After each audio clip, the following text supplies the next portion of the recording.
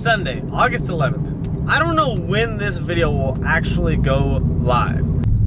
What is going on, guys? Welcome back to the channel. Before we get this video started, which I've been waiting a while to make this video, but I thought I'd be waiting a lot longer to make this video. Everything just kind of happened a lot sooner than I thought.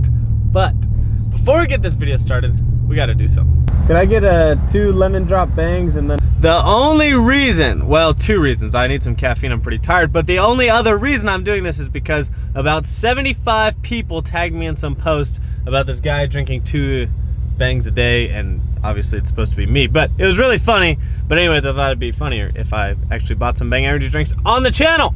As I was saying before, I didn't think I'd be making this video this soon, as you guys will see in the previous clips. So what I'm gonna do is I'm gonna play some previous clips here in just a second, but let me kind of explain.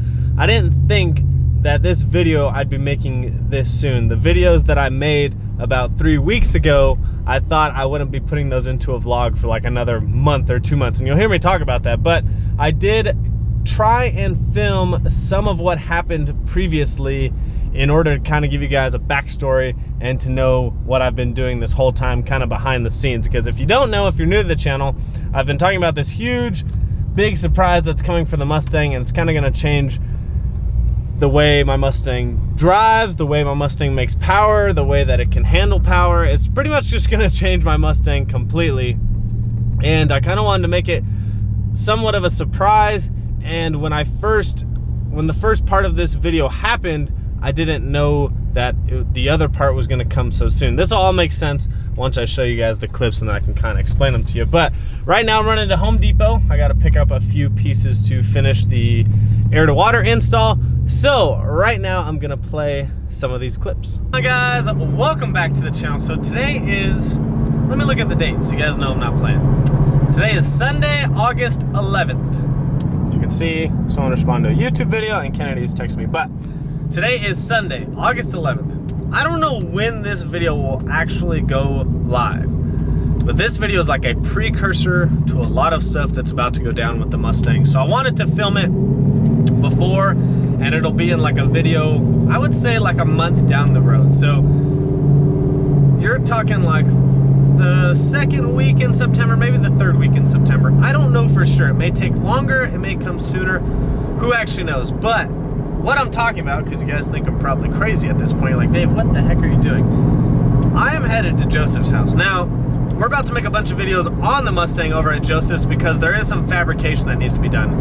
If you guys don't remember, we had the upper radiator hose pop off early on with the turbo kit with the Mustang, and we ended up double clamping that. We haven't had a problem since, but I always wanted to replace it with a hard line because it runs so close to the turbo kit, it gets hot. It would be better to have a hard line and then do some like exhaust heat wrap or get it coated or something like that, just to negate all those problems. So that we're gonna build while we're over here. This week, also my air to water comes in, so we gotta redo the piping for that. So the car's gotta go to Joe's anyways for all that stuff to get done, and a few other small odds and ends to get cleaned up. But the real reason why the car is going to Joe's is because we're getting rid of the 10R80. Now, here's the thing.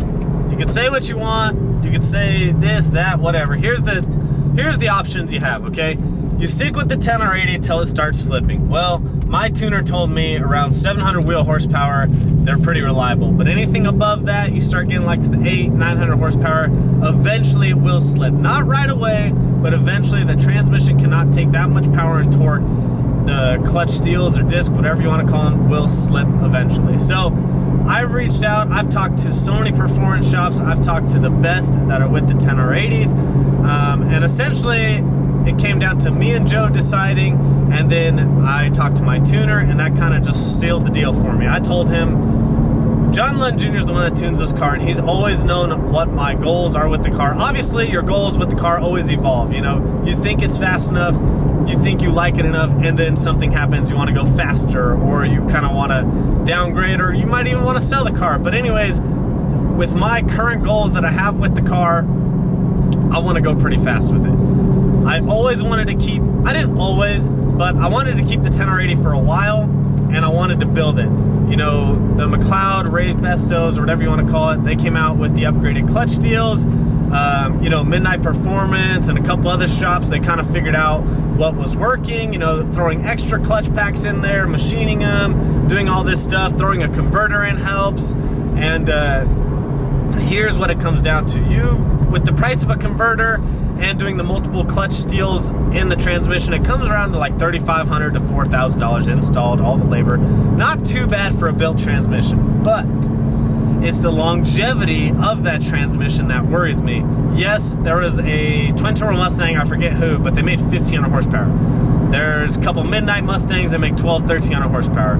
There was another green Mustang, he made 1,300 horsepower, all through a built 10R80. Built, mind you, but it's just upgraded clutches and a few other things, not completely built. The reason why is because the 10R80 is so new. Holy shit, it's hot in here. Why do I not have AC? Should be going to Joe's to add AC to the car. The reason why is because the 10R80 just hasn't been out long enough. If you guys don't remember when the 6R80 first came out, they had the same issues. The tuning wasn't there for it, all of the upgrades weren't there for it, and it just takes time. Well, unfortunately, my car is just slightly ahead of the R&D for the 10R80, and in the end, I want to go faster. So we're pulling the 10R80 out. I've already sold it. Someone has sent me a down deposit on it. And they're coming to get it tomorrow, I believe, Monday.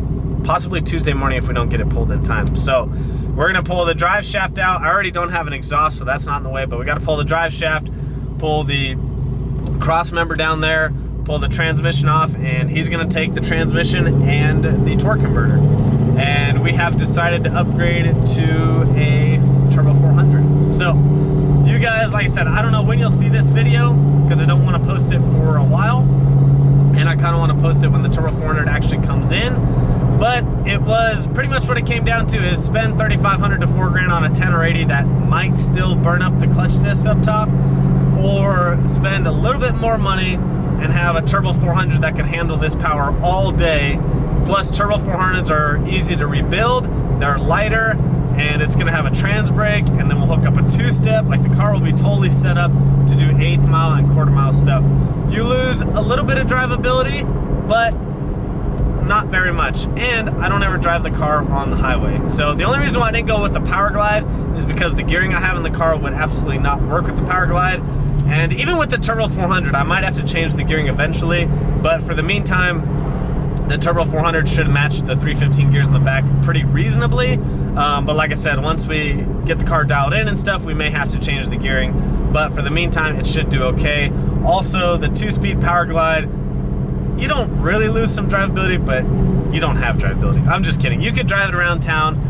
The Turbo 400 just has that extra gear. It gives you a little bit more drivability, but I really don't think you can go wrong either way. We just decided for my car, and I spoke to my tuner and a couple other shops, and they said, if you don't want to do the 10R80 built, do a Turbo 400. So we're doing a Turbo 400. But anyways, I'll continue this vlog on another day.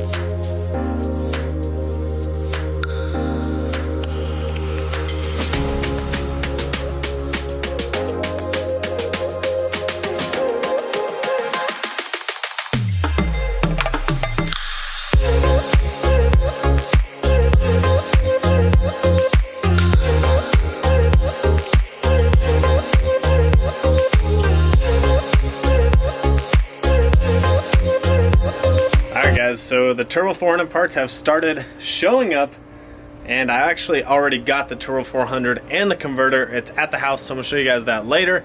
but everything else showed up today besides the drive shaft. So I'll update this vlog when the drive shaft comes in. There he is, Joe creeping right there. So got the lines for the trans cooler. We've got a dipstick. We've got bracket for the cooler. There's some other parts in there, don't want to show you guys yet. Got the shifter right here. Trans brake, which we're not going to actually use that button, we're going to use something else. Brackets for the transmission and the drive shaft loop are in there. And we'll kind of go over all that stuff a little bit later. And the drive shaft has arrived. We have everything we need. Alright guys, so we're taking the flex plate off right now.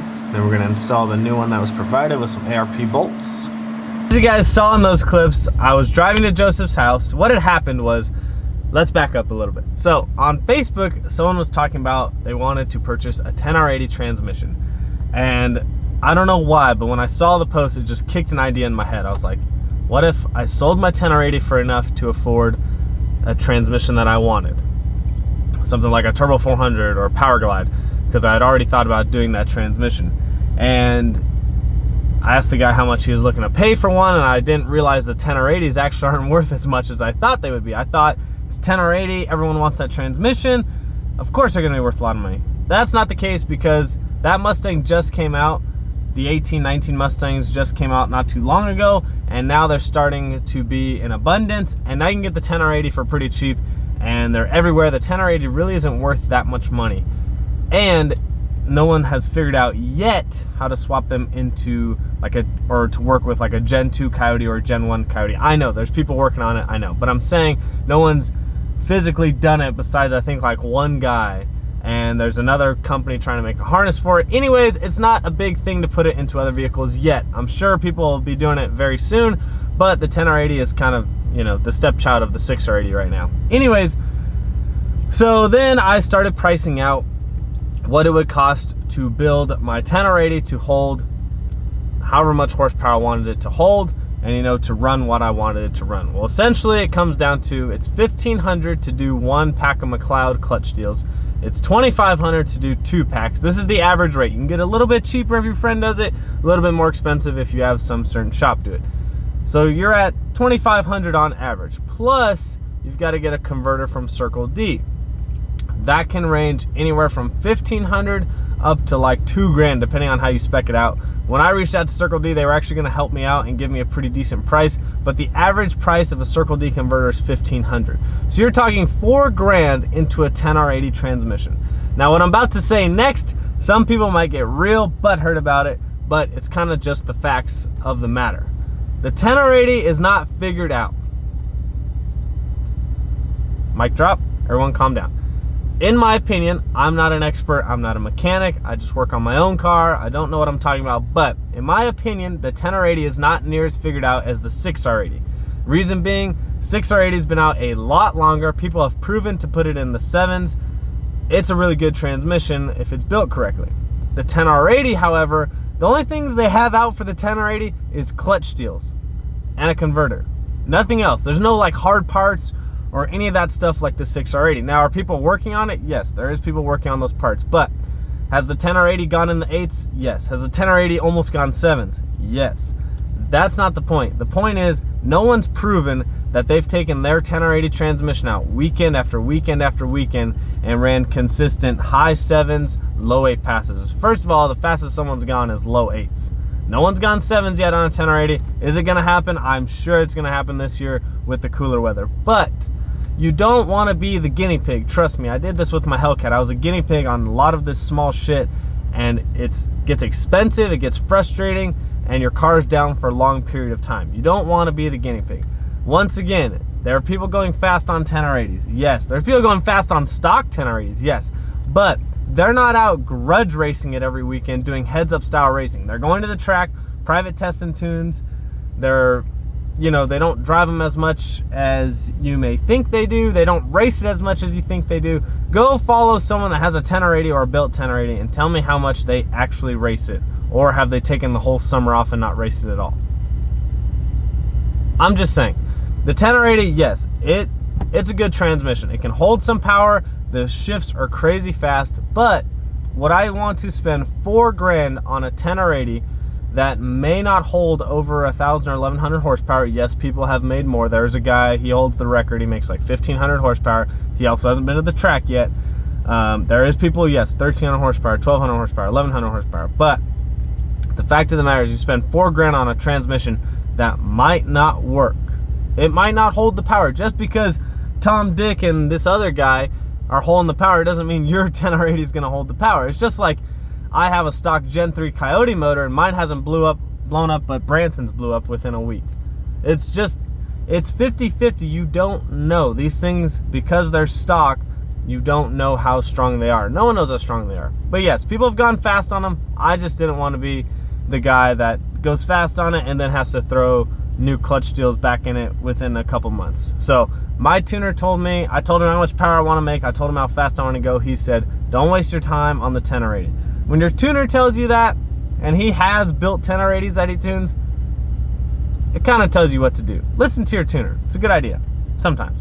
So I sold the 10R80 and figured I would just figure it out with the Turbo 400 when the time comes. But at least the guy was going to give me a decent amount for my 10R80, and so I sold it. As you guys saw, I drove the car to Joseph's. The plan, this is funny, Joseph's probably mad at me for this, but the plan was to take the car to Joseph's, do the air to water, possibly we talked about doing the titanium exhaust, which we are now doing, and doing like a couple small other upgrades at the same time. Right before I'm supposed to drop the car off at Joseph's on Sunday, I was like, hey man, I sold my 10R80. Do you think the car could sit at your house a little bit longer until I figure out what transmission I'm gonna do? Joe, being the good friend he is, he's like, sure, bring it over. Maybe he didn't think it would take this long, but I thought it would actually take longer. So what I told Joseph is, we'll pull the 10R80. The guy came and got it the next day. He came and got it on a Monday. We pulled the transmission on a Sunday. Super easy to pull out, wasn't a big deal. But I told Joe if we finished all the small side projects like the exhaust, the air to water, a couple other small things, if we finished those and I didn't have the transmission, the car wasn't driving, I would just throw it on a trailer and bring it back to the house. Well, here we are on I think we're on week 4 technically at Joseph's house. Not week 4 of working on it because we've been out of town, things like that, but I think we're on week 4 of the car being at Joseph's house, and we already have everything for this car. So huge shout out to Trey at TG Motorsports. You guys will be hearing a lot more about TG Motorsports soon, but they helped me out to get the Turbo 400. I cannot thank Trey enough for that. But we have everything we need. So about 2 weeks ago, I ordered everything from JPC Racing. They sell Turbo 400 kit, they sell Power Glide kits, and no, they didn't help me out at all, but just letting you guys know, if you're looking for one, they do sell all of these kits. I thought it was going to take a lot longer. They were telling me 3 weeks on average. Well, here we are 2 weeks later and we have everything. Usually they can get everything besides the drive shaft pretty quickly. However, the drive shaft is a custom made piece from Drive Shaft Shop, so it takes a little bit longer, but yesterday the drive shaft showed up. So I've had everything I've had the transmission, the mounts, the shifter, the cooler, everything you can think of. I've had that for about a week, just hiding in my garage. Now the drive shaft came in yesterday, and now we actually have everything. So yesterday I went and got some fluid for the transmission, and hopefully in the next couple of videos you guys will see us start to install the transmission. Now there could be some problems, but it is made for an S550, which is 2015 up. Maybe there's a slight change on the 18, but I'm pretty sure we should be good to go. However, there might be some small issues we run into with fitment or something like that. They do say you have to kind of massage the body right above where the transmission sits, so we'll have to figure that out when the time comes. But hopefully this week you guys will actually see us start to mount the transmission. So I will kind of show you guys the transmission. I mean, it's not much to look at, but I'll show you guys when I get back to the house. The drive shaft, the trans cooler, the shifter, the dipstick, the mounting brackets, the drive shaft loop, the flex plate, the torque converter. Well, no, torque converter is in the house. But everything else is at Joe's house, so I can't show you guys that, but I did show you guys a small clip of having all the boxes at the house, so you know I wasn't messing around. And I did get the flex plate on last night. So I'll see you guys back at the house. All right, guys, and as promised, here it is. So there's the Turbo 400. This is an SFI case, and this thing is good for about 1,300 horsepower to the wheels. And then we've got the torque converter, which is a 10-inch converter, what JPC recommended for me. But that's pretty much it. Everything else is back at Joe's house. So I know there's a few of you who probably wanted to see how far we could push the 10R80 transmission, but there's plenty of people out there doing it, and kind of what I want to do with the car, I need a strong transmission now. I need something that can have a bump box now. I need something that can have a trans brake now. And there's companies out there doing a trans brake, doing a bump box for the 10R80, but it hasn't done well with the 10R80. So I need something that I can go out and race right now with. So hopefully this week we get the transmission in. We're supposed to be leaving for Tulsa Streetcar Takeover this weekend. However, my car will not be ready, obviously.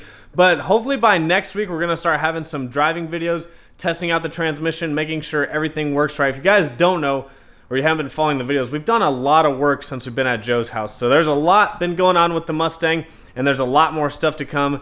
And we'd love to have the car ready this weekend, but it's just not gonna work out this way. But I did get another drum of Ignite Red. Back on my Ignite Red.